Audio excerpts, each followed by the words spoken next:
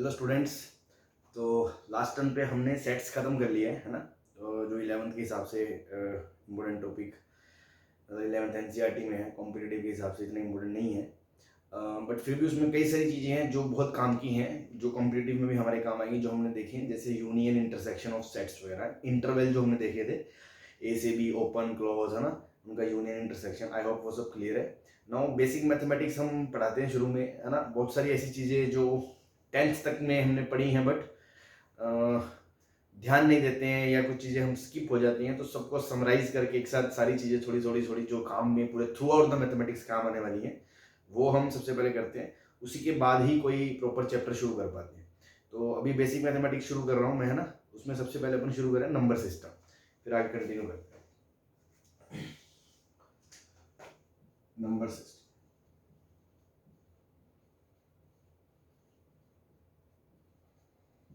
ठीक है। Number system में देखो, हमने जैसे नेचुरल नंबर्स पढ़े होंगे है ना, नेचुरल नंबर्स, ठीक है। और सेट्स में, सेट की फॉर्म में इसको लिखते हैं, अगर हम सेट्स पढ़ चुके हैं हम कैपिटल लेटर से, इसको जो हम सिंबल देते हैं वो एन देते हैं, और रोस्टर फॉर्म में लिखे तो ये 1 2 3 4 है ना, डॉट डॉट डॉट, मतलब अप टू इन्फिनिट। काउंटिंग वाले जो भी नंबर्स है उसको हम नेचुरल नंबर्स कहते हैं ना, सिंपल सी बात है।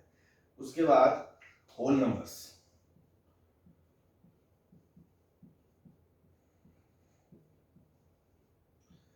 होल नंबर्स में हम किसको बोलते हैं, इससे सिंबल देते हैं W, और इसमें नेचुरल के अलावा जीरो को काउंट करते हैं, 0 1 2 3 है ना, ये सब आपको पता है, तो बस फॉर्मेलिटी अपन लिख रहे हैं चीजों को। एंड नाउ इंटीजर्स, ठीक है। इंटीजर्स को जो सिंबल देते हैं हम, इसमें Z भी दे देते हैं, Z है ना, और या I से भी रिप्रेजेंट कर सकते हैं, ठीक है। इसका मतलब है बेसिकली, अगर रोस्टर फॉर्म में लिखें, माइनस इनफाइनाइट से -3 -2 -1 0 1 2, ये सब है ना, मतलब नेगेटिव वाले इंटीजर भी हम इसमें काउंट कर लेते हैं, ठीक है भाई। अब हम इसमें बात करें सेट ऑफ पॉजिटिव इंटीजर्स,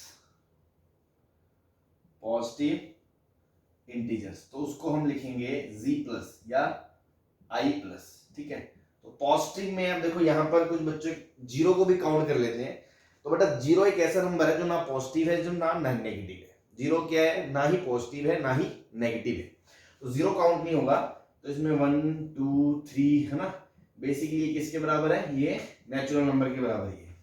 और अगर मैं आपसे पूछूं सेट ऑफ नेगेटिव इंटीजर्स, जिसको Z माइनस या I माइनस बोल सकते हैं, तो अगेन इसमें नेगेटिव वाले काउंट होंगे है ना, -3 -2 माइनस, बस जीरो नहीं आएगा, ठीक है ना। तो यहां पर हम नोट बनाकर लिख भी सकते हैं कि zero is neither positive nor negative, ठीक है ना। ये सबको पता है, बस हम ध्यान नहीं देते हैं ऐसी बातों में। तो जीरो ना तो पॉजिटिव में काउंट होगा ना नेगेटिव में काउंट होगा, है ना, जीरो बीच का है ना, ना पॉजिटिव है ना नेगेटिव है, ठीक है। नाउ अगर हम बात करें next, set of non positive integers. Non positive integers मतलब जो पॉजिटिव नहीं है, तो जो पॉजिटिव नहीं है तो क्या बचे हुए, क्या बचेंगे, नेगेटिव नहीं। अभी मैंने बताया ना, तीन तरह की चीजें हैं, पॉजिटिव, नेगेटिव एंड जीरो, ठीक है। तो नॉन पॉजिटिव मतलब जो पॉजिटिव नहीं है, मतलब वो या तो नेगेटिव हो सकते हैं या वो जीरो हो सकता है, ठीक है ना। इसको हम जो इसमें काउंट करेंगे, इसमें हम माइनस वाले एंड जीरो को भी इंक्लूड करेंगे, because this is the set of non positive integers, मतलब जो पॉजिटिव नहीं है, जो नहीं है वो नेगेटिव भी हो सकते हैं और जीरो भी हो सकते हैं। ऐसे अगर मैं आपसे बोलूं कि set of non negative integers है ना, तो उसमें ऑब्वियसली जीरो भी आएगा और पॉजिटिव भी आएगा। बस ये कौन सा सेट है जिसमें नेगेटिव इंटीजर्स नहीं है, नेगेटिव इंटीजर्स नहीं है, पॉजिटिव हो सकता है मतलब, और जीरो भी हो सकता है, ठीक है। इसमें कोई दिक्कत नहीं है आपको। चलो नेक्स्ट इसमें है अपना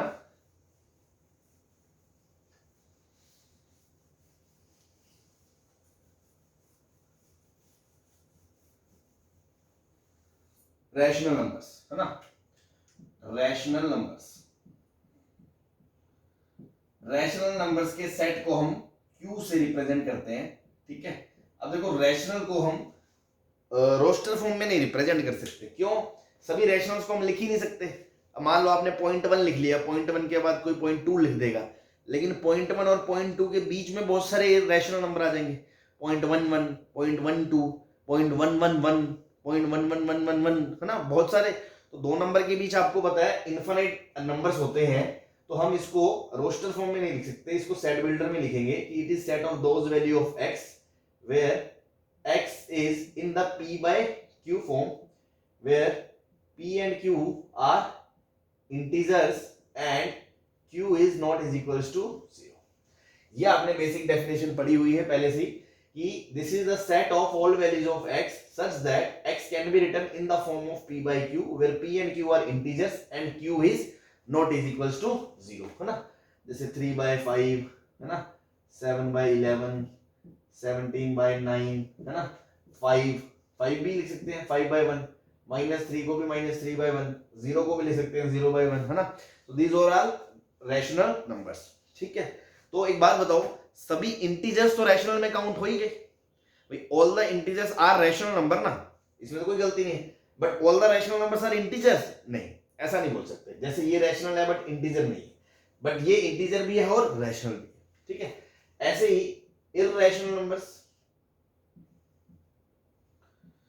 ठीक है ना, इसको हम लिखेंगे Q के ऊपर C लगा के, कॉम्प्लीमेंट। मतलब जैसे हमने बोला अपने सेट थ्योरी जैसे हमने पढ़ी थी, उस टाइप अगर मैं बोलूं, अगर मेरा सेट है रियल सेट, है ना, तो रियल के अंदर मान लो ये सारे रैशनल हैं, तो जो बाहर वाला है वो क्या बचेगा?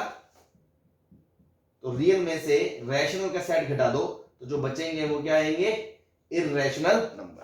और अगर ऐसे डेफिनेशन देना चाहो तो those number which are can not be written in the form of p by q where pq integer and q is not equals to 0, जो ऐसे नहीं लिखे जा सकते, है ना, नहीं लिखे जा सकते। एग्जांपल √2, √3, √5, है ना, ठीक है, पाई, ई, ठीक है, इस पे अपन बात करेंगे थोड़ी देर बाद, लेकिन आपको पता होना चाहिए ये भी सब क्या है? इररेशनल नंबर्स, ठीक है।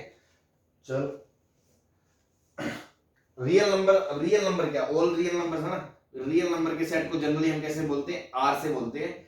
मतलब it is a set of all x such that x is a real number, ठीक है ना।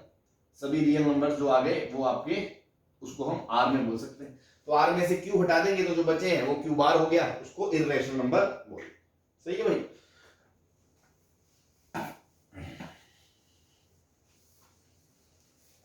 ठीक है, अब एक टर्म और सुनेंगे आप, शायद पहली बार सुने, कॉम्प्लेक्स नंबर्स क्या होते हैं।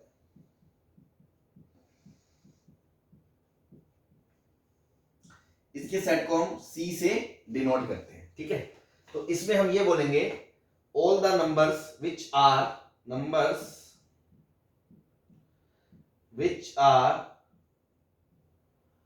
Of the form a plus iota b। जैसे कुछ नंबर है z equal to a plus iota b, then z is called complex number, ठीक है। अब यहां पर आपको लगेगा कि सर ये क्या है, आयोटा क्या है, a और b क्या है? तो a और b तो देखो रियल नंबर है, a और b तो क्या है? रियल नंबर है। आयोटा क्या है? आयोटा बोलते हैं इसको हम, ठीक है। जो बच्चे 11th में आ रहे हैं, शायद वो पहली बार पढ़े, तो ये आगे जाके हम बहुत इस पे चैप्टर पढ़ने वाले हैं, पूरा का पूरा कॉम्प्लेक्स नंबर। बट अभी बस आपको नॉलेज के लिए बता दिया कि जिन नंबर की शक्ल ऐसी होती है a प्लस आयोटा b, जिसमें आयोटा बोलते हैं हम स्क्वायर रूट ऑफ -1, ठीक है। हालांकि एक रियल नंबर नहीं है, क्यों? दुनिया में ऐसा कोई नंबर ही नहीं है जिसका स्क्वायर करने पे -1 आए, तो -1 का स्क्वायर रूट रियल नंबर तो हो ही नहीं सकता। जैसे अगर मैं बोलूं एक्स स्क्वायर इक्वल्स टू -1 है, तो x की जगह अगर रूट -1 करेंगे तो इसका कोई रियल नंबर आएगा ही नहीं, तो ऐसा होता ही नहीं है। तो इसीलिए इसको इमेजिनरी नंबर बोलते हैं। क्या बोलते हैं? Imaginary number. और इस सिंबल को बोलते हैं आयोटा, जिसका मतलब होता है रूट ऑफ -1। इस पे पूरा अपन चैप्टर पढ़ेंगे, अभी के लिए बस इसको ऐसे देख लें। जैसे एग्जांपल पे बात करें, जैसे मान लो मैंने नंबर लिखा 2 + 3 आयोटा, ठीक है। तो 2 + 3 आयोटा अगर है तो ये क्या है? कॉम्प्लेक्स नंबर है। ये क्या है? कॉम्प्लेक्स नंबर है, जिसमें हम जो बिना आयोटा के साथ है, 2 को तो बोलेंगे रियल पार्ट ऑफ जेड और 3 को बोलेंगे इमेजिनरी पार्ट ऑफ जेड, ठीक है ना। जैसे हम इसमें बोलेंगे ए को बोलेंगे रियल पार्ट ऑफ जेड और बी को बोल देंगे इमेजिनरी पार्ट ऑफ जेड। बाकी इस पे अलग से पूरी थ्योरी पढ़ेंगे, बाद की बात है। अभी जैसे आपको इंट्रोडक्शन करवा रहे हैं, जैसे मान लो मैंने लिखा -3 आयोटा -3, तो इसका रियल पार्ट क्या है? रियल पार्ट जो आयोटा के साथ नहीं है वो तो -3 है, और इमेजिनरी पार्ट क्या है? इमेजिनरी पार्ट वो क्या हो गया आपका 1 हो गया, क्योंकि आयोटा के साथ क्या है 1 है। तो ये कॉम्प्लेक्स नंबर है। अब एक इंटरेस्टिंग चीज देखो कि आयोटा, पहले उससे पहले हम आयोटा में बात कर लें अलग से थोड़ी सी, कि आयोटा अगर √-1 है तो भाई आयोटा का स्क्वायर क्या होगा? -1। आयोटा का क्यूब क्या होगा? आयोटा स्क्वायर इंटू आयोटा, और आयोटा स्क्वायर की वैल्यू कितनी है? -1, तो इसका आंसर क्या होगा? Minus iota. अब आयोटा का 4 क्या होगा? आयोटा का स्क्वायर इंटू आयोटा का स्क्वायर, और आयोटा का स्क्वायर कितना? -1, आयोटा का square -1, this is equals to 1। Again iota की पावर 5 को क्या लिखोगे? आयोटा की पावर 4 इंटू आयोटा, और आयोटा की पावर 4 कितना है? 1, तो आंसर क्या आ गया? आयोटा। तो अब एक चीज देखें, सबसे पहले आयोटा, फिर आयोटा का स्क्वायर -1, फिर आयोटा का क्यूब माइनस आयोटा, फिर आयोटा का पावर 4 कितना? 1, वापस आयोटा की पावर 5 कितना आ गया? आयोटा। आयोटा की पावर आप 6 निकालोगे, आयोटा 4 इंटू आयोटा स्क्वायर, तो आयोटा 4 तो 1 है, आयोटा स्क्वायर -1 है, ये -1। तो इस तरह से ये वापस रिपीट होना शुरू होगा। तो इन जनरल हम बोलते हैं आयोटा की पावर अगर 4 का मल्टीपल है, अब देखो जैसे ये 4 है, तो जैसे अब 8 आएगा, फिर 12 आएगा, तो वो तो क्या होगा? 1 होगा। आयोटा की पावर अगर 4n+1 है, जैसे ये 5 है, तो आंसर क्या आएगा? आयोटा आएगा। आयोटा की पावर 4n+2 है, तो आंसर क्या आएगा? -1 आएगा। और आयोटा की पावर 4n+3 है, तो आंसर क्या आएगा? माइनस आयोटा आएगा।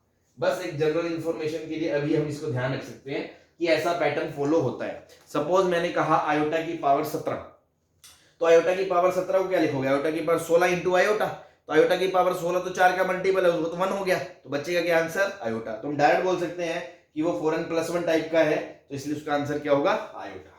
तो ये तो थोड़ा आयोटा के बारे में हमने बात कर ली। नाउ हम बात कर रहे थे कोई भी नंबर इस तरह का जब होता है, उसमें आयोटा ये होता है, तो उसको एक कॉम्प्लेक्स नंबर कहते हैं। तो एक बात बताओ, अगर मैं सिर्फ 3 को ऐसे लिख सकता हूं, 3 + 0 आयोटा, भाई 3 को ऐसे लिख सकता हूं, तो ये तो इसका रियल पार्ट है, और इमेजिनरी पार्ट क्या हो गया इसका? इमेजिनरी पार्ट ऑफ 3 क्या हो गया? 0 हो गया। तो मतलब 3 को मैं ऐसे लिख सकता हूं। क्या मैं 5 को ऐसे लिख सकता हूं? हाँ लिख सकता हूं। इसका मतलब क्या हुआ? हर रियल नंबर को आप ऐसे लिख सकते हो, आयोटा के साथ 0 ही तो लगेगा, मतलब उसका इमेजिनरी पार्ट क्या हो गया? 0 हो गया। मतलब हर रियल नंबर कॉम्प्लेक्स नंबर है। हाँ है, हर रियल नंबर कॉम्प्लेक्स नंबर है, क्यों? उस कॉम्प्लेक्स नंबर के लिए आयोटा के साथ जो b है, b उसकी वैल्यू क्या है? 0 है, बस इतना ही फर्क है। पर क्या हर कॉम्प्लेक्स नंबर रियल नंबर है? नहीं है। तो ये सब सेम वैसी सी बात हो गई कि हर इंटीजर रैशनल नंबर है? हाँ है। बट क्या हर रैशनल इंटीजर है? नहीं है। तो क्या हर रियल कॉम्प्लेक्स है? हाँ है। क्या हर कॉम्प्लेक्स रियल है? नहीं है। तो हर रियल कॉम्प्लेक्स है मतलब रियल सेट जो है वो कॉम्प्लेक्स का सबसेट हो गया। सबसेट की डेफिनेशन हमने क्या पढ़ी थी? अगर ए बी का सबसेट है मतलब ए के सारे एलिमेंट बी के सारे अंदर है, ठीक है ना। तो अब यहां से एक इंपोर्टेंट रिजल्ट निकल के आता है जो हमें ध्यान रखना है।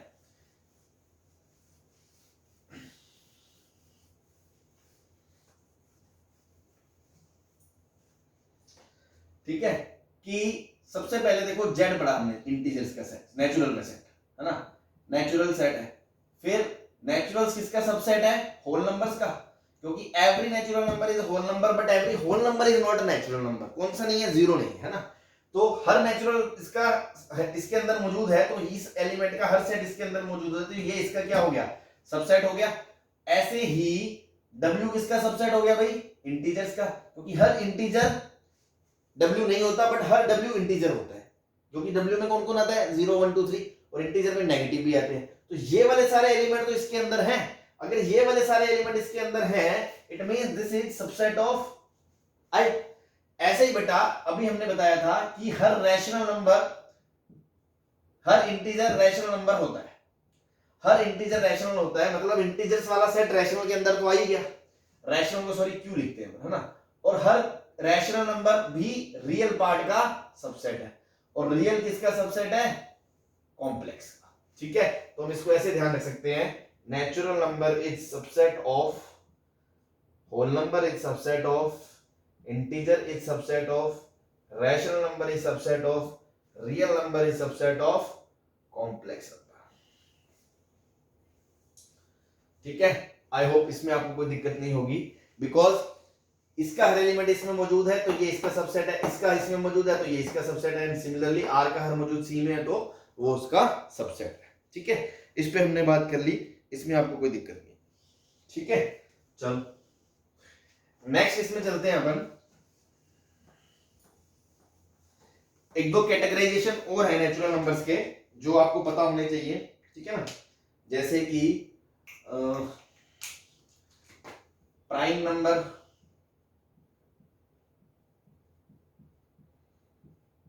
क्या होता है, कंपोजिट नंबर क्या होते हैं, ठीक है, को प्राइम या रिलेटिवली प्राइम क्या होते हैं, दो नाम है, को प्राइम या रिलेटिवली प्राइम।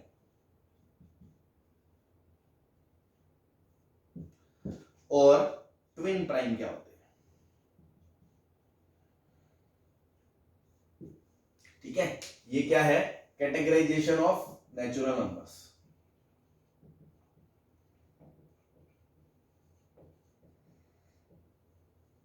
क्योंकि नेचुरल के लिए ही इनकी बात करेंगे, दूसरे नंबर्स के लिए इनकी बात अपन नहीं करते। ठीक है, प्राइम नंबर देखो, प्राइम नंबर में अभी तक जैसे आपने पढ़ा होगा 10th क्लास तक, तो कुछ लोगों ने ये सुना होगा कि वो नंबर जिनका जो सिर्फ खुद से या 1 से डिवाइड होते हैं तो वो नंबर प्राइम होते हैं। जैसे 2 है, 3 है, 5 है, ये या तो खुद से डिवाइड होते हैं या 1 से डिवाइड होते हैं। ठीक है, लेकिन ये डेफिनेशन गलत है। क्यों गलत है? क्योंकि आप 1 को देखो, 1 को, अब 1 को अगर मैं बोलूं क्या ये खुद से डिवाइड हो रहा है, हाँ हो रहा है, क्या ये 1 से डिवाइड हो रहा है, हाँ हो रहा है, तो भाई साहब ये प्राइम होना चाहिए, है ना। और कुछ जनता तो ऐसी है जो इसको प्राइम मानती होगी अब तक, है ना, मेरे बोलते तक आपने मान लिया, मानते होंगे कुछ लोग, लेकिन बेटा ये प्राइम नहीं होता है ना। आपने सुना होगा one is neither prime nor composite, है ना। तो एक्चुअल जो डेफिनेशन होती है, दोज नेचुरल नंबर्स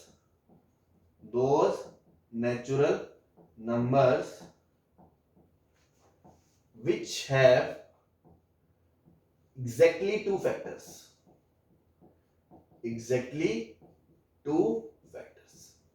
जैसे 2 को आप लिख सकते हो 2 into 1, 3 को लिख सकते हो 3 into 1, 5 को लिख सकते हो 5 into 1। इस तरह ये नंबर्स क्या है, प्राइम नंबर है। इसलिए 1 is not prime, 1 is not prime। ठीक है, composite, those natural numbers which have more than two factors,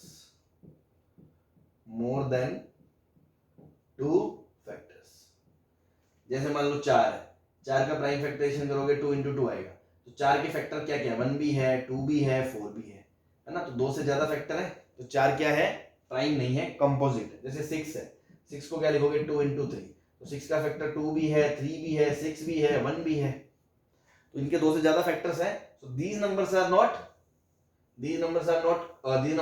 not prime, बल्कि ये क्या होंगे, मोर देन 2 फैक्टर है, तो ये क्या है, कंपोजिट है। तो क्या 1 एक से ज्यादा फैक्टर रखता है, 2 से ज्यादा नहीं, तो 1 तो इस कैटेगरी में भी नहीं आता। इसलिए हम नोट बना के लिख रहे हैं कि 1 is neither prime nor composite, 1 is neither prime nor composite। इस बात पे आपको ध्यान देना, ठीक है। दूसरा, अगर मैं पूछूं स्मॉलेस्ट प्राइम नंबर क्या है, स्मॉलेस्ट प्राइम नंबर तो वो कौन है, 2 है। और अगर मैं पूछूं, अगर आपको एक चीज और बताऊं, 2 is only even prime number, 2 इकलौता ऐसा प्राइम नंबर है जो इवन है, बाकी सारे प्राइम नंबर ओड होंगे। क्यों? अगर वो इवन हुए तो उनका फैक्टर आ जाएगा 2, ठीक है, और वो फिर प्राइम रहेगा ही नहीं। तो 2 is the only prime number, even prime number, sorry, and smallest prime number is 2, 1 is neither prime nor composite. And smallest odd prime क्या हो जाएगा, 3, स्मॉलेस्ट ऑड प्राइम क्या हो जाएगा, 3, ठीक है। नाउ को प्राइम एंड रिलेटिवली प्राइम एक ही बात है। तो दोज नंबर्स, या ऐसे लिख लो, 2 natural numbers a and b, 2 natural numbers a and b are called coprime if HCF of if HCF of AB is 1। ये बहुत काम की बात है। HCF मतलब हाईएस्ट कॉमन फैक्टर, है ना। दो नंबर्स नेचुरल होने चाहिए पहली बात तो, और दोनों का हाईएस्ट कॉमन फैक्टर 1 है तो वो कोप्राइम है। ऐसा जरूरी नहीं है वो दोनों प्राइम हो। जैसे मान लो मैंने एग्जांपल लिया 4 और 15, क्या ये प्राइम है? नहीं है। क्या ये प्राइम है? नहीं है। बट इसका प्राइम फैक्टराइजेशन क्या है? 2 into 2, और इसका क्या है? 3 into 5। अगर मैं दोनों का HCF लूंगा तो क्या आएगा? 1 आएगा। That's why they are called coprime. मतलब ये क्या कोप्राइम का जोड़ा है? हाँ है। These two numbers are called coprime. मान लो एक नंबर 3 एक नंबर 5 है। अब ये भी प्राइम है ये भी प्राइम है, बट फिर भी कुछ कॉमन नहीं है, तो ये भी क्या है? कोप्राइम है। मान लो एक नंबर 4 है और एक नंबर 17 है। ये प्राइम नहीं है, सॉरी ये प्राइम नहीं है, हाँ, और ये प्राइम है, बट फिर भी दोनों में 1 ही कॉमन है, तो ये भी क्या है? कोप्राइम। बेसिकली ये 3 अलग अलग एग्जांपल से मैं ये बताना चाह रहा हूं आपको कि कोप्राइम होने के लिए ये कोई जरूरी नहीं है कि वो दोनों नंबर प्राइम हो। दोनों प्राइम हो सकते हैं, एक प्राइम हो सकता है, दोनों नॉन प्राइम भी हो, मतलब कंपोजिट भी हो सकते हैं, ऐसा कोई बड़ी बात नहीं है। But fundamental thing is that उन दोनों में हाईएस्ट कॉमन फैक्टर 1 होना चाहिए, HCF 1 होना चाहिए। अब जैसे मान लो एक नंबर अगर 1 है और दूसरा नंबर मैंने कोई भी ले लिया, 5 ले लिया, 17 ले लिया, 59 ले लिया, कोई भी ले लो, इनमें कॉमन फैक्टर 1 ही आएगा हमेशा, HCF। तो 1 अगर एक नंबर है और दूसरा नंबर कोई और नेचुरल नंबर है तो वो तो हमेशा ही क्या होगा? कोप्राइम होगा, है ना। 1 with any natural number, 1 with any natural number क्या बनाएगा? आपका कोप्राइम बनाएगा। ठीक है, तो आप आई होप आपको समझ में आ गया होगा। कोप्राइम मतलब दो नेचुरल नंबर्स का जोड़ा जिनमें कॉमन फैक्टर 1 के अलावा कुछ ना हो, मतलब दोनों का क्या हो? HCF 1 हो। ठीक है, दोनों का प्राइम होना कोई जरूरी नहीं। ट्विन प्राइम में हाँ एक है इंटरेस्टिंग चीज कि A and B are prime numbers. If A and B are prime numbers मतलब इसमें A और B दोनों नंबर प्राइम होने चाहिए, इसमें कंडीशन है। And difference of them is 2, difference of them is 2, then they are called twin prime, then they are called twin prime. मतलब यहां तो दोनों नंबर प्राइम तो होनी चाहिए, बट दोनों में डिफरेंस 2 का होना चाहिए। जैसे क्या 2 और 3 है? नहीं। क्या 3 और 5 है? हाँ है। क्या 5 और 7 है? हाँ है। 9 तो प्राइम ही नहीं है। फिर 11 और 13 है? हाँ है। फिर 17 और 19 है? हाँ है। तो ये देखो, ये सारे जो जोड़े हैं, ये दोनों आपस में, ये दोनों आपस में, ये दोनों आपस में, ये दोनों आपस में, ये दोनों ये सब प्राइम है, हाँ है। और इनके बीच का जो डिफरेंस है वो 2 है, तो these are called examples of twin prime numbers, है ना। और इनकी खासियत देख रहे हो आप, जैसे 5 और 7 के बीच नंबर 6 आता है, 11 और 13 के बीच 12 आता है, 17 19 के बीच 18 आता है, इसको छोड़ दो, इसके अलावा जितने भी अगर जोड़े मिलेंगे ना तो उनके बीच का नंबर हमेशा 6 से डिविजिबल है। एक 6 से पहले है, एक 6 से बाद, एक 6 से पहले, एक 6 से बाद, एक 6 से पहले, एक 6 के मल्टीपल के बाद। ठीक है, मैं ये नहीं कह रहा हर 6 के मल्टीपल के पहले और बाद वाला जोड़ा प्राइम होगा। जैसे मान लो 36 है, 6 का मल्टीपल है, उससे पहले 35 है, वो प्राइम थोड़ी है। बट अगर कोई ऐसे जोड़े हैं तो वो 6 के आसपास ही होंगे, मतलब 6 के मल्टीपल के आगे पीछे होंगे। ठीक है, जस्ट ऐसी नॉर्मल इंफॉर्मेशन के लिए। बेसिकली ट्विन प्राइम की जो डेफिनेशन है वो ये है कि ए और बी दोनों प्राइम नंबर होने चाहिए। दूसरी बात, दोनों में डिफरेंस 2 का होना चाहिए। को प्राइम में प्राइम हो ना हो उससे कोई फर्क नहीं पड़ता, बाद में जाए, फर्क सिर्फ एक ही चीज से पड़ता है, उनका जो कॉमन हाईएस्ट फैक्टर है मतलब HCF है वो दोनों में 1 हो, बस उससे ज्यादा कुछ ना हो। क्लियर? ये 2-3 चीजें थी जो आपको जाननी जरूरी थी, है ना। तो अच्छी बात है, आपको समझ में आ गया होगा। नेक्स्ट चलते हैं अपन।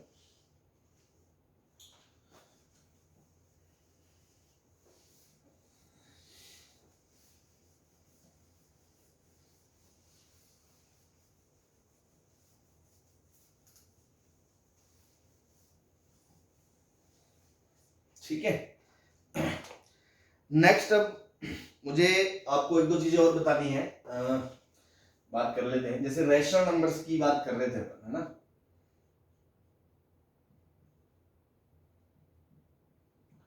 रैशनल नंबर्स, ठीक है, इसमें जो इसका डेसिमल एक्सपेंशन होगा, डेसिमल एक्सपेंशन जो होगा, मतलब पॉइंट्स में जब अपन आंसर लिखते हैं तो वो दो तरह का होगा, या तो वो, ये आपने पढ़ा होगा 10th तक, टर्मिनेटिंग होगा, और या फिर वो क्या होगा, नॉन टर्मिनेटिंग होगा, बट रिपीटिंग होगा। ठीक है, देखो आपको भी पता है रैशनल नंबर की जो बेसिक डेफिनेशन है ये वो है कि उन नंबर्स को जिनको हम p बाई क्यू में लिख सकते हैं, p और q जीरो इंटीजर है, सॉरी, और q जीरो नहीं है ना, क्लियर है।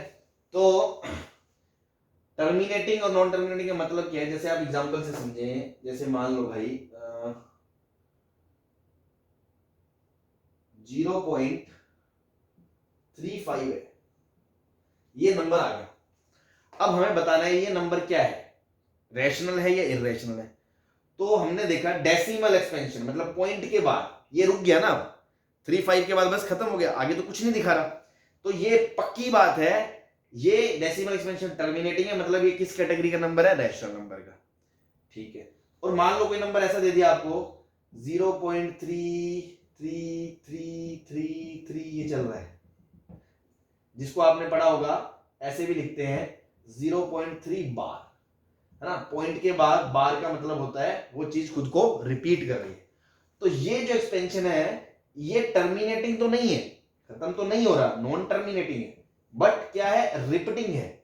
एक कुछ पार्ट ऐसा है, कुछ उसकी पूंछ ऐसी है जो बार बार उसको रिपीट करेगी। जैसे सपोज 7.53 बार, है ना, या मान लो 7.532 बार। इसका मतलब क्या है, 7.5323232 इस तरह, और इसका मतलब क्या है 7.535353 इस तरह। तो ये सारे क्या है, तीनों टर्मिनेटिंग तो नहीं है बट रिपीटिंग है, रिकरिंग है ना। तो ये पक्की बात है, हम देखते ही बोल सकते हैं ये रैशनल नंबर है, कोई टेंशन लेने की बात नहीं है। और ये टर्मिनेटिंग है, ये भी रैशनल है। नाउ सर रैशनल नंबर तो वो होते हैं कि जो p बाई क्यू फॉर्म में लिख सकते हैं, तो ऑब्वियस सी बात है इसको और इसको दोनों ही कैडर के नंबरों को हम p बाई क्यू फॉर्म में कन्वर्ट कर सकते हैं। अब वो करना भी आपको आता है ऑब्वियसली, 10th तक आपने पढ़ा है, नहीं आता तो अपन देख लें कैसे करना है। तो इसमें तो कोई दिक्कत नहीं है, इसमें तो बिंदी उड़ाओ, नीचे 1 के बाद 2 जीरो लगाओ, उसके बाद इसको सिंप्लीफाई कर लो। तो आंसर क्या आ गया आपका 7/20। सिंपल सी बात। जैसे मान लो आ गया अपना 3.752 है, इसको उड़ाया नीचे 1000, क्योंकि पॉइंट के बाद 3 है, इसको सिंप्लीफाई कर लिया, 4 से जा रहा है अगर ये 4 36 1 3 8, और फिर 4 से 250, वापस ये 4 से जा रहा है, नहीं जा रहा, 2 से जा रहा है, ठीक है, और ये 2 से जा रहा है 1 1 18, ये आ गया आपका 469/225। अब ये 3 से जा रहा है क्या, नहीं जा रहा, ठीक है, और 5 से ऊपर वाला नहीं जाएगा, बस ये आ जाएगा। तो इस तरह आप कोई भी नंबर को p बाई क्यू में कन्वर्ट कर सकते हो जिसका डेसिमल खत्म हो रहा है। वो तो बहुत ही आसान है, उड़ाया, बिंदी उड़ाई, नीचे डिंडे के बाद तुमने जीरो लगाए, कन्वर्ट कर लिया, ठीक है। नाउ इस तरह के नंबर्स को कैसे कन्वर्ट करते थे आप, इस तरह के नंबर को पहले अपन ऐसे बार में लिखते थे, suppose this is your number x। फिर हम क्या करते थे, बेसिक समझा रहा हूं मैं आपको, फिर इसका शॉर्टकट भी बता दूंगा कि जैसे पॉइंट के बाद कितने डिजिट ऐसे हैं जिनके ऊपर बार लगे, है ना, हाउ मेनी डिजिट्स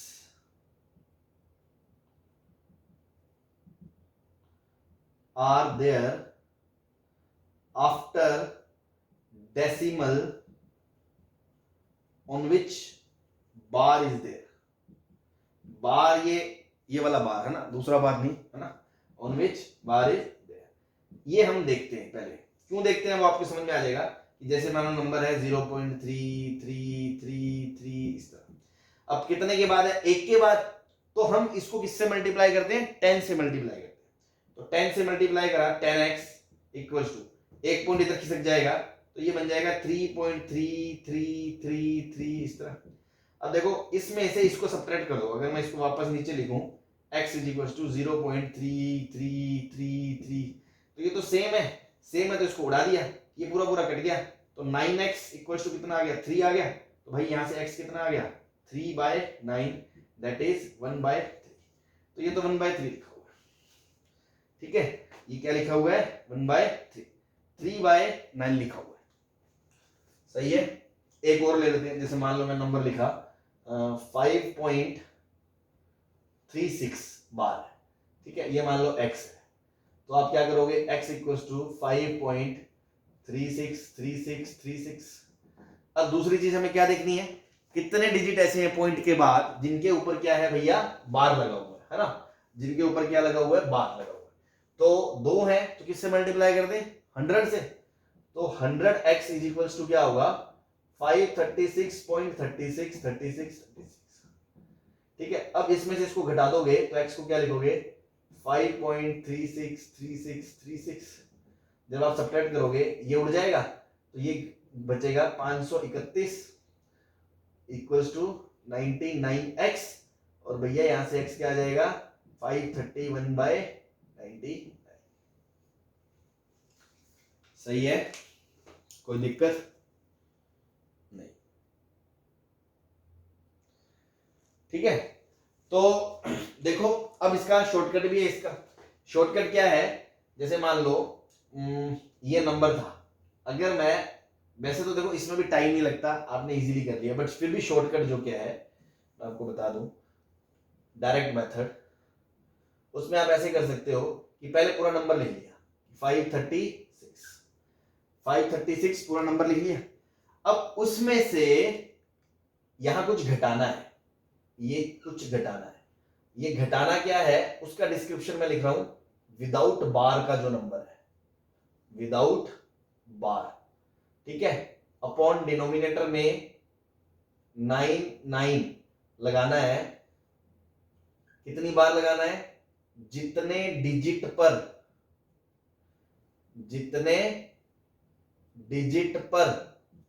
बार हो, ठीक है। शॉर्टकट बता रहा हूं मैं कि पहले तो पूरा नंबर है ना, कंप्लीट नंबर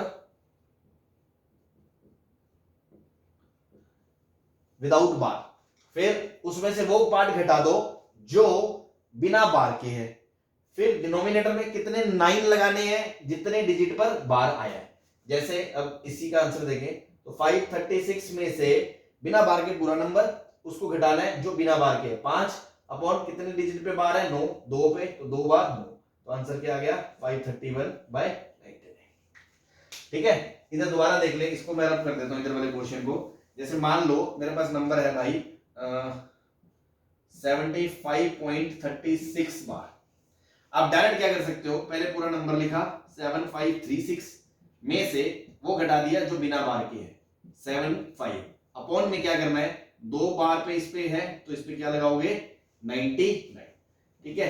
तो इसमें से सब्ट्रैक्ट करोगे, 6 में से 5 गया 1, 13 में से 7 गए 6, 4 7 डिवाइड बाय 90, ये आपका आंसर आ जाएगा, चाहे तो आप चेक करके देख लेना, क्लियर, ठीक है।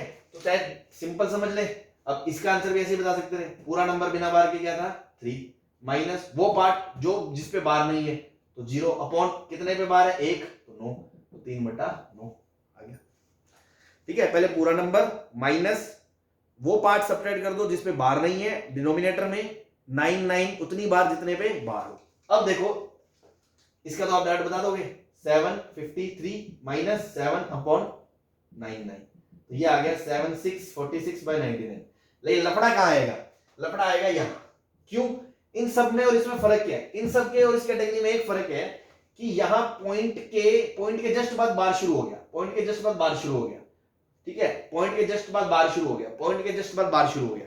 लेकिन इस क्वेश्चन में क्या है, पॉइंट के जस्ट बाद बार शुरू नहीं होगा, ठीक है। तो मैं ये वाला पोर्शन अप कर देता हूं ना, वीडियो पॉज करके देख सकते हो। तो पॉइंट के जस्ट बाद बार शुरू नहीं हो रहा, उसका फर्क क्या पड़ेगा, पहले आप लॉजिक से समझ लें, फिर शॉर्टकट देख लेंगे अपन। x को क्या लिखा आपने, 7.5323232। सबसे पहले अपन क्या करेंगे, पहले तो इस पॉइंट को खिसकाएंगे, किससे मल्टीप्लाई करेंगे, 10 से, तो 10x इक्वल्स टू 75.323232। अब क्योंकि 2 डिजिट पे रिपीट है तो 100 से मल्टीप्लाई करेंगे इसको, 100x इक्वल्स टू 32.3232। बस इसमें से घटा दोगे जब तो ये आएगा भैया 100 में से 10 जाएगा जब, सॉरी 100 से मल्टीप्लाई करें बेटा 1000 हो जाएगा। 990x इक्वल्स टू 7532 माइनस 75, तो x क्या आ गया 7532 माइनस 75 अपॉन 990। ठीक है, अब इसको शॉर्टकट से समझ लो। क्या, देखो अगेन वही चीज, पहले तो पूरा नंबर बिना बार के 7532, फिर उसमें से क्या घटाया, वो पोर्शन जो जिसपे बार नहीं है। तो देखो जिसपे बार नहीं है वो पोर्शन क्या है 75, सही है। पहले पूरा नंबर बिना पॉइंट के, उसमें से वो पोर्शन हटा दो जिसपे बार नहीं है, वही वाला पोर्शन। तो नीचे हम क्या कहते थे, जितने नंबर पे बार है उतने 9 लगाने हैं, क्लियर है। पर पॉइंट के जस्ट बाद बार शुरू होता था तो कोई हम जीरो नहीं लगाते थे, अब हम जीरो लगाएंगे। तो जीरो का क्या पर्पज है, जितने पॉइंट के बाद डिजिट है जिसपे बार नहीं है उतने जीरो बचेंगे। ठीक है, जैसे एक एग्जांपल और समझे आप, बस आपको कहानी समझ में आ जाएगी। जैसे 77.5732 बार है। ठीक है, अब मैं देखो क्या करूंगा, सीधा पहले पूरा नंबर 775732 में से वो पार्ट हटा दो जिसपे बार नहीं है, 7757 डिनोमिनेटर में 2 पे रिपीटेशन है तो 2 9, बट 2 जीरो पॉइंट के बाद 2 डिजिट ऐसे जिसपे जीरो बार नहीं है तो 99। This will be your answer. ठीक है, तो आई होप इस तरह के नंबर्स को p बाई क्यू फॉर्म में कैसे कन्वर्ट करना है आपने देख लिया, शॉर्टकट भी देख लिया, जैसे आपको अच्छा लगे वैसे करें। तो ये रैशनल नंबर्स हैं उस कैटेगरी के जिसमें डेसिमल एक्सपेंशन या तो टर्मिनेटिंग था, जो पहला कैटर था, दूसरा टर्मिनेटिंग नहीं है बट रिपीटिंग होता है। तो ये दोनों ही रैशनल होते हैं, तो p बाई क्यू में लिखे जा सकते हैं। दोनों को कैसे करना है वो भी हमने देख लिया। ठीक है, जो सेकंड है इर्रेशनल नंबर्स।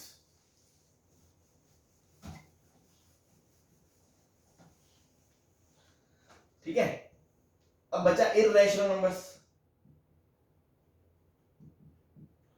इर्रेशनल नंबर का जो डेसिमल एक्सपेंशन होता है ना, वो ना तो खत्म होता है और ना ही रिपीट करता है। नॉन टर्मिनेटिंग, नॉन रिपीटिंग,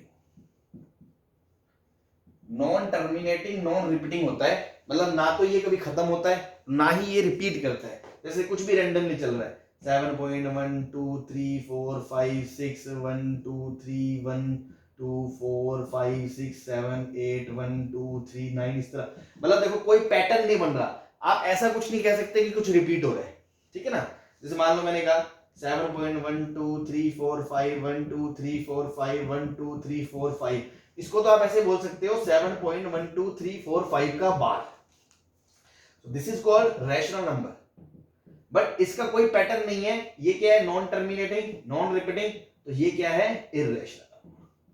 ठीक है, तो ये फर्क आपको ध्यान होना चाहिए। और इर्रेशनल नंबर्स के एग्जांपल्स क्या हैं, जैसे √2 है, √3 है, √5 है, इस तरह के जो भी नंबर्स हैं।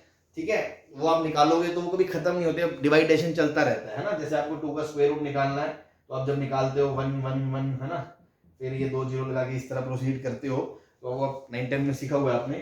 तो ये सब नॉन टर्मिनेटिंग नॉन रिपीटिंग आते हैं। फिर भी थोड़ी बहुत कैलकुलेशन पॉइंट ऑफ व्यू से हम अप्रोक्सीमेट वैल्यू याद रखते हैं कि ये लगभग 1.4 होता है एक डिजिट तक। √3 जो होता है वो लगभग 1.732 होता है। रूट जो 5 है वो लगभग 2.25 के आसपास होता है। जस्ट ऐसे, मतलब कभी क्वेश्चंस में अप्रोक्सीमेट वैल्यू का हमें आइडिया निकालना हो तो हम थोड़ी बहुत रफली वैल्यू 2-3 चीजों की याद रखते हैं बस। ठीक है, ऐसी 1-2 स्पेशल नंबर है इर्रेशनल, ठीक है, जिसके बारे में कंफ्यूजन रहता है। एक है पाई। ठीक है, pi is an irrational number. ठीक है, ये सिंबल है। ठीक है, इसकी जो वैल्यू होती है ना वो तो 3.1459 इस तरह कुछ होती है। ठीक है, अब ये आगे क्या है ये इसी को हमें याद रखने की जरूरत नहीं है, क्योंकि ये कभी खत्म तो होगा नहीं और ना ही इसका कोई पैटर्न है, क्योंकि नॉन रिपीटिंग नॉन टर्मिनेटिंग है। लेकिन लगभग आप वैल्यू ये याद रखो कि जो मतलब पाई को आप ये बोल सकते हो अप्रोक्सीमेटली किसके बराबर है, 3.1459 या अप्रोक्सीमेटली किसके बराबर है, 3.14। अप्रोक्सीमेशंस के लिए अपन ये वैल्यूज यूज कर लेते हैं। अगर कोई बोले क्या पाई इक्वल्स टू 3.14 है तो ये स्टेटमेंट क्या होगा, फॉल्स होगा। क्यों होगा, क्योंकि भैया पाई तो एक इर्रेशनल नंबर है। ठीक है, और 3.14 एक रैशनल नंबर है। क्यों? आप इसको उड़ा दो तो ये तो 100 लो कट गया, ठीक है ना। तो ये तो 157 250 लो, ये तो p by q फॉर्म में आ गया। So this is a irrational number, this is an irrational number and this is a rational number, so they cannot be equals, है ना। obviously ये स्टेटमेंट क्या है? फॉल्स है, या मैं आपको ये बताना चाहूं ये दोनों बराबर नहीं है। हाँ, क्वेश्चन में अप्रोक्सीमेट वैल्यू के लिए अपन बोल देते हैं ये लगभग, इसका मतलब क्या है? अप्रोक्सीमेटली। एक्चुअल वैल्यू तो 1459 आगे पता नहीं क्या है ना, कुछ डिजिट्स तक निकाल रखे, बाद में साइंटिस्ट ने भी मना कर दिया था, है ना, हाथ जोड़ दिए मैथमेटिशियन ने भी। तो वो हमें याद रखने की जरूरत नहीं है, हमें ये पता होना चाहिए पाई एक इरेशनल है, 3.14 एक रैशनल है, ये इसके बराबर नहीं है, अप्रोक्सीमेटली इसके बराबर है, 2-3 डिजिट के तक की हम बात कर लेते हैं, ठीक है। ऐसे ही एक जो मिसकंसेप्शन रहता है स्टूडेंट्स में अक्सर 10th तक, वो ये रहता है, वो बच्चे बोलते हैं सर पाई बराबर 22/7 है। तो यार पाई 22/7 थोड़ी है, पाई 22/7 कैसे हो जाएगा? ये तो एक इरेशनल नंबर है और ये एक रैशनल नंबर है। तो दुनिया में रैशनल और इरेशनल बराबर तो होते ही नहीं है, तो जीरो ही हो सकता है, ठीक है ना। और वो रैशनल है, इरेशनल थोड़ी है। इरेशनल और रैशनल कभी भी दोनों बराबर नहीं होते, है ना, जीरो ही हो सकता है। मतलब मैं ये कहना चाह रहा था रैशनल इरेशनल दोनों तो हो ही नहीं सकते ना, उस पर मत जाओ। बात है कि ये रैशनल है p/q और पाई इरेशनल है, तो इरेशनल और रैशनल बराबर नहीं हो सकते। तो सर 22/7 क्यों बोलते हो? क्योंकि 22/7 को देखो अब क्या आता है, 22/7 का डिवाइड करो तो 7 एकम 7 से डिवाइड करोगे तो 3 21 1, तो 7 1 3, 7 4 28, 2 7 2 14, 6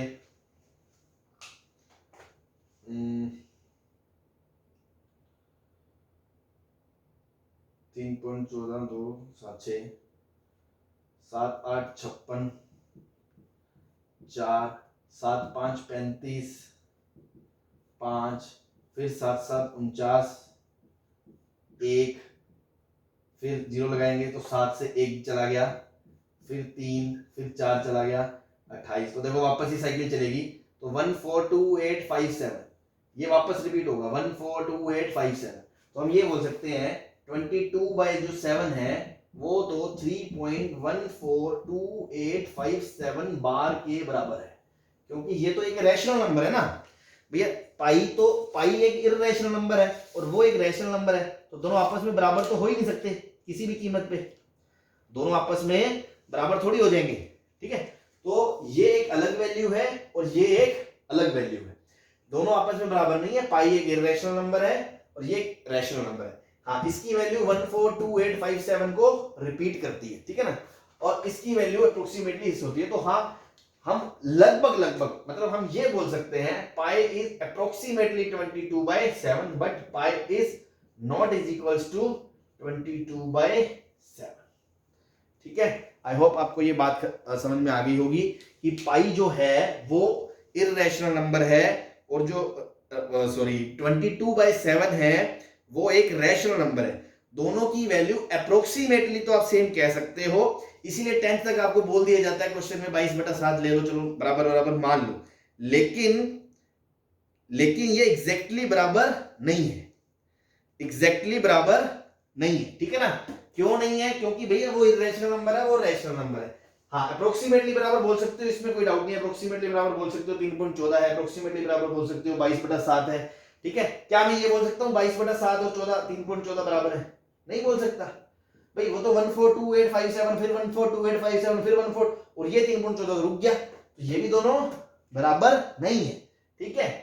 तो बस यही बताना था कि ये अलग चीज है, हम अप्रोक्सीमेटली बराबर बोलते हैं, आप बराबर नहीं लोगे। तो देखो 10th तक कोई भी क्वेश्चन आप ट्रिको करते थे, आप पाई को 22/7 रख देते थे। अब हम बड़े हो गए हैं, तो नाउ ऑनवर्ड्स मैथमेटिक्स में आप पाई की वैल्यू 22/7 नहीं रख सकते जब तक आपको क्वेश्चन में दी ना गई। जब क्वेश्चन में बोल दे वो use pi 22/7 for calculation, then it's okay, otherwise हम आंसर पाई में छोड़ देंगे बट 22/7 नहीं लेंगे, ठीक है, क्योंकि वो बराबर नहीं है। तो हम मैथमेटिक्स में ऐसा पाप नहीं कर सकते, ध्यान रखना, ठीक है। हाँ, एक चीज और, थोड़ी यहां मैंने गलती कर दी, ये 14159 के आसपास होता है, 14159, ठीक है। ये इसलिए स्पेसिफिकली मैं क्यों बता रहा हूं, अगर मैं आपसे पूछ लूं कि 22/7 पाई से बड़ा है 22/7 पाई से छोटा है या 22/7 पाई के बराबर है, तो आप क्या जवाब दोगे? तो देखो इसकी वैल्यू है 141 समथिंग और इसकी वैल्यू है 142 समथिंग, तो बड़ा कौन हुआ? 22/7। This is your correct answer. ठीक है, तो जस्ट ऐसी कंपैरिजन के लिए है ना, कभी कभी इतनी बारीकी लेवल पे पूछ ही ले तो हमें नहीं याद रहे तो हम याद रखें कि पाई तो होता है 3.141 और ये होता है 142, तो 22/7 बड़ा है थोड़ा उससे। ठीक है, तो आई होप ये सब आपको क्लियर होगा। ठीक है, तो बाकी चीजें अपन नेक्स्ट लेक्चर में करते हैं, तब तक आप ये पढ़ो। ठीक है, थैंक यू।